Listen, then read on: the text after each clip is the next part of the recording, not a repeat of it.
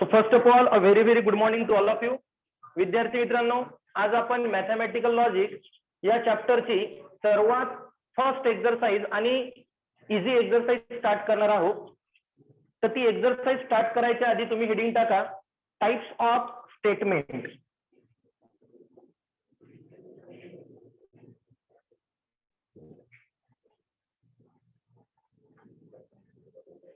Types of statement.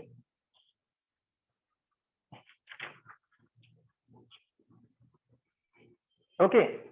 आता विद्यार्थी मित्रांनो, टाइप्स ऑफ सेंटेन्स पाहिजे होतं. Sentence not statement. Types of sentence करा. Sentence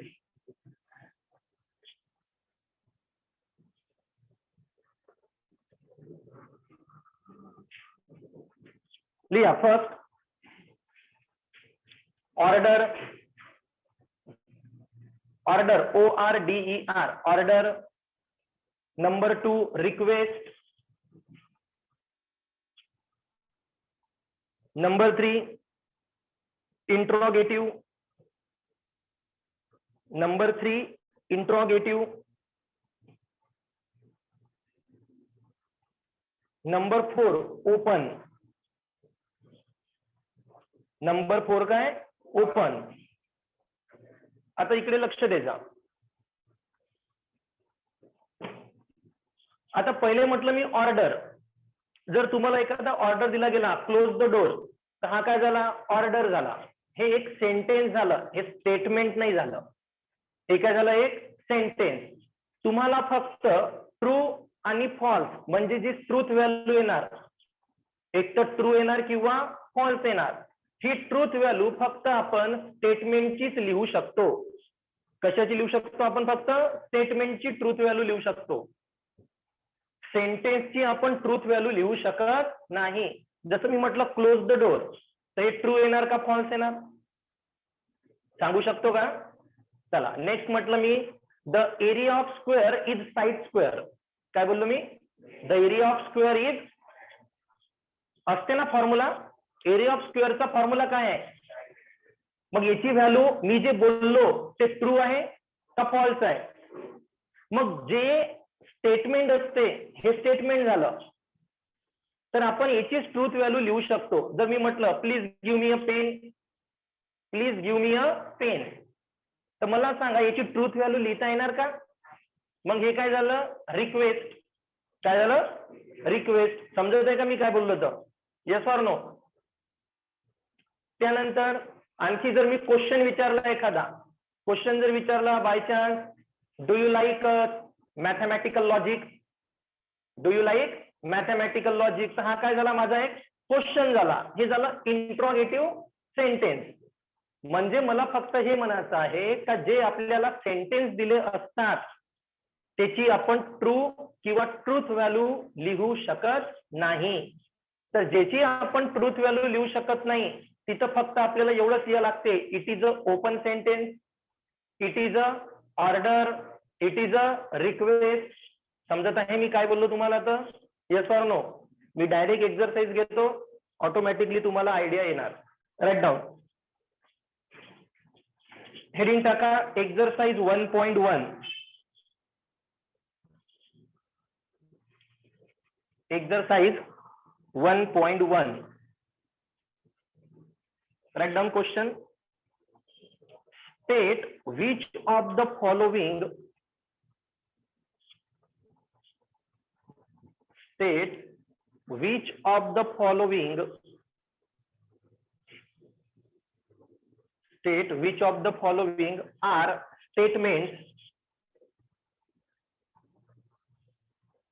of the following are statements full stop. Justify in case of statement.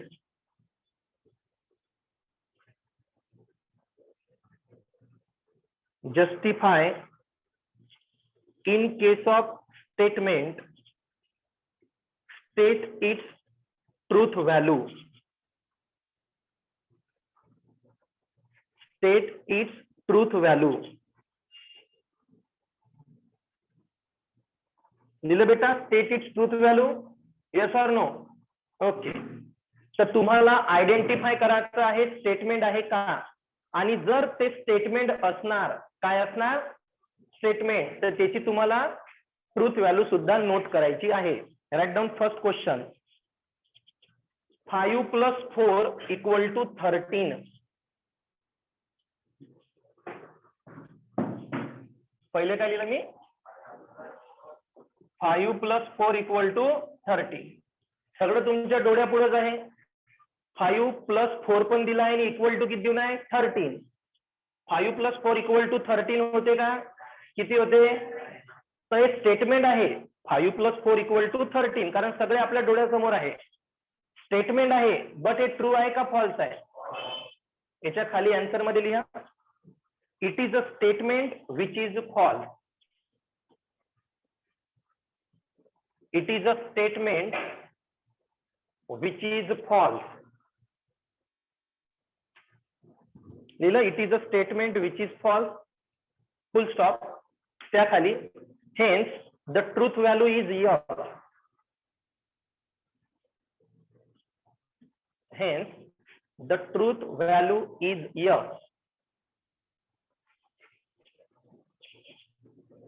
त्याची truth value काय आली. Next question. Please get me breakfast. Please get me breakfast. लिहिलं, please get me breakfast. Okay, आता मला सांगा, please get me breakfast हा order झाला, request झालं, काय झालं, मग हे काही स्टेटमेंट आहे का. आन्सर मध्ये लिहा, it is a request.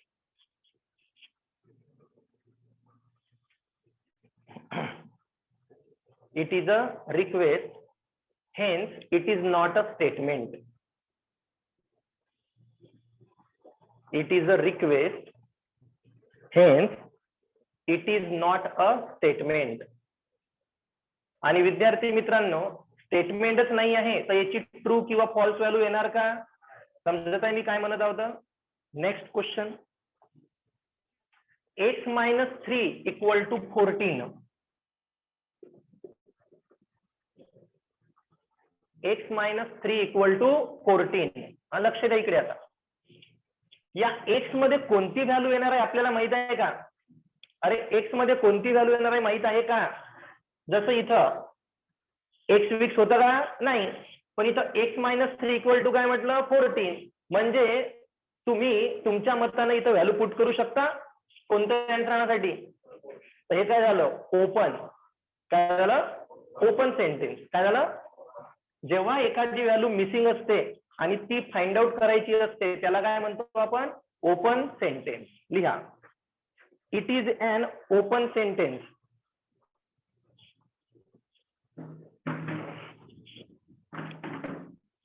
It is an open sentence, full stop, hence it is not a statement.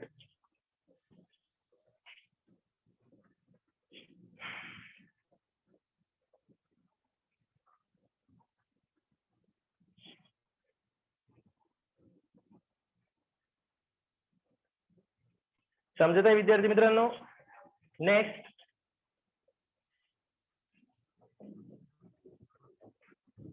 Lija, concurrent triangles are similar. Concurrent triangles are similar. लिहिलं, concurrent triangles are similar. सांगा रे, concurrent triangles similar असतात ना, मग हे काय झालं, statement झालं. अरे जे तुम्ही ट्रू किंवा फॉल्स समजून घेऊ शकता, हे ट्रू आहे किंवा फॉल्स आहे हे तुम्ही समजू शकता, ते काय असते स्टेटमेंट. जे तुम्ही समजू शकत नाही ते काय असते सेंटेन्स. पण सेंटेन्सची पण टाईप आहे, एक तर ऑर्डर असणार किंवा रिक्वेस्ट. समजत आहे मी काय बोललो तर. लिहा, काय लिहा आन्सर मध्ये, it is a statement.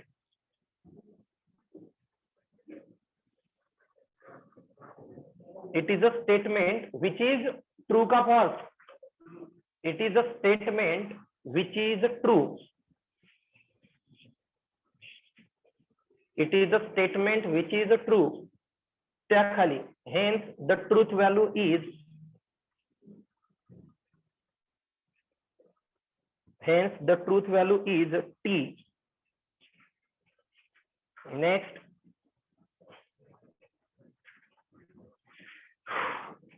can you speak in Marathi? Can you speak in Marathi? असं जर क्वेश्चन पेपर मध्ये विचारला तर yes I speak in Marathi असं नका लिहायचा. काय विचारलं? Can you speak in Marathi? सांगा मग काय येणार आहे?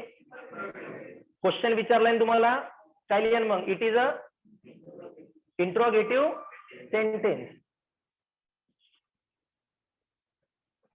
It is a interrogative sentence. Full stop. Hence it is not a statement.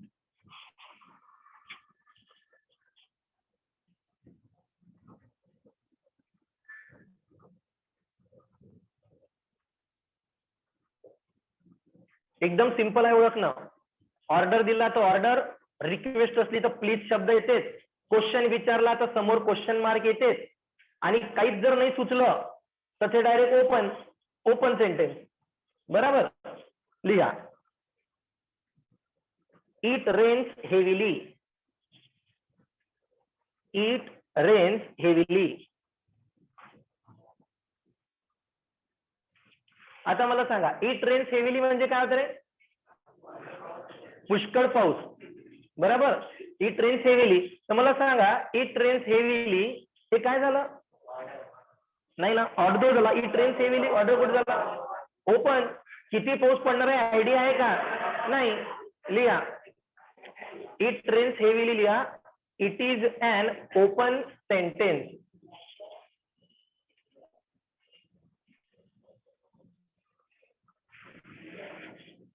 It is an open sentence. Hence, it is not a statement.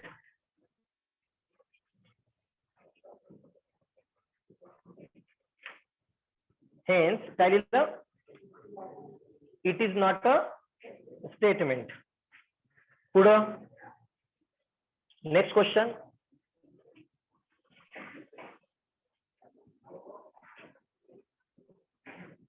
Close the door.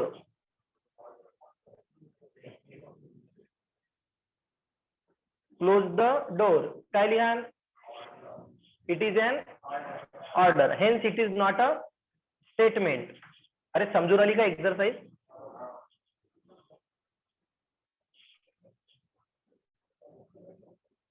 It is an order. काही student it is a order पण लिहितात. इथं ए येत नाही, N येतो. ते तर माहित असणारच. ओवेल्सच्या आधी काय असतो? नाही बे, एन. लिहिलं it is an order. Hence it is not a statement. एक लास्ट लिहून टाका. The sun sets in the west. The sun sets in the west. बरोबर आहे काय? बरोबर आहे का? ते माहित पाहिजे आपल्याला सनसेट वेस्ट मध्ये होते म्हणून. काय लिहाल मग? It is a statement which is true.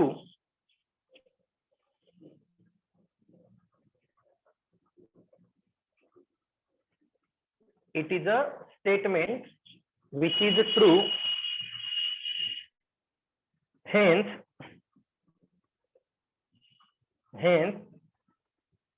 बोला, the truth value is T. समजलं का सर्वांना?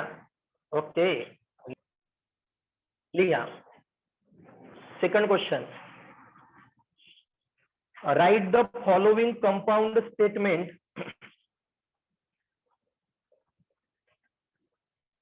Right the following compound statement symbolically.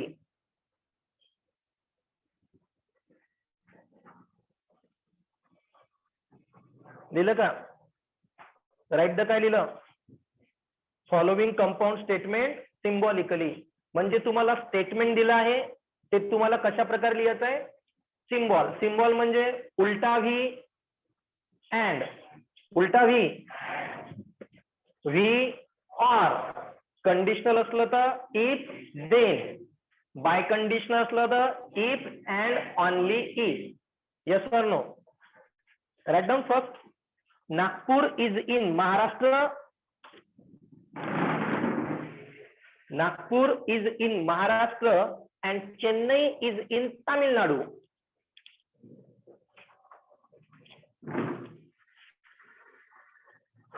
Nagpur is in Maharashtra and Chennai is in Tamil Nadu.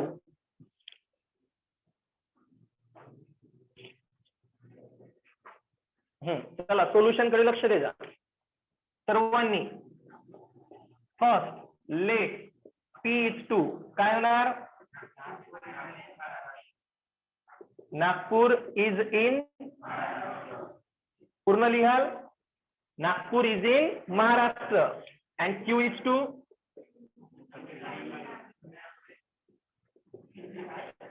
Chennai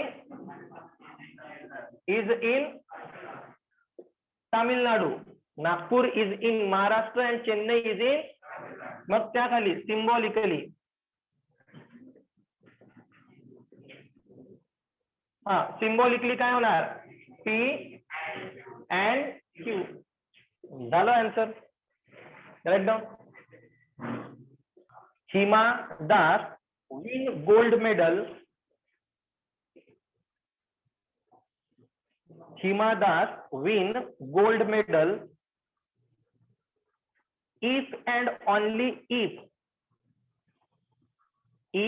and only if she run fast.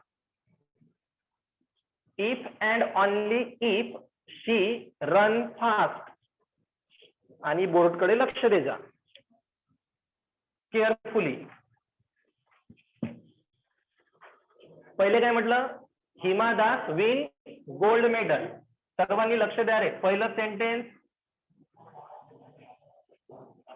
Hima Das win gold medal. लिहिलं मी हिमा Das win gold medal. मग काय आलं? If and only if. If and only ते सोडून द्या. पुढं शी run fast. शी म्हणजे कोण? हिमा दास. तर शीला आपण शी लिहू का आता? नाही. त्या ठिकाणी पुन्हा हिमा दास रन. अरे समजत आहे का मी काय बोललो तर? कारण शी साठी पुन्हा आपल्याला काय लिहावं लागणार आहे? हिमा दास. तर P if and only if म्हणजे बाय कंडिशनल. Q झालं problem. Triangles is equilateral. Triangles is equilateral or isoscalar. Triangle is equilateral or isoscalar. So first येणार triangle is equilateral or triangle is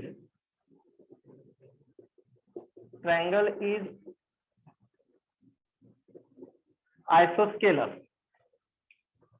Triangle is equilateral, triangle is आयसोस्केलर. कोणता शब्द आला? Or. तर काय येणार? P or Q. Right down. बरोबर नाही. नेक्स्ट आहे the angle is right angle.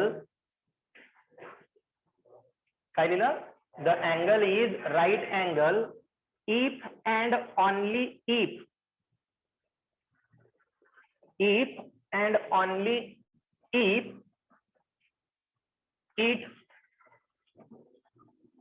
and only if it is of measure 90 degree. It is of measure 90 degree. Just try.